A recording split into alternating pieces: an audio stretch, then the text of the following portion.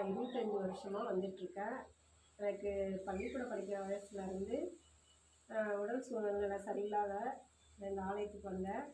அதுக்கு பின்னாடி அம்மா எனக்கு நல்ல உடல் ஆரோக்கியத்தை கொடுத்து, எனக்கு திருமண வாழ்க்கையை நடத்தி கொடுத்து, எனக்கு 2 குழந்தைகளையும், எனக்கு நல்ல குடும்ப வாழ்க்கையும் அமைச்சு கொடுத்துருக்காங்க.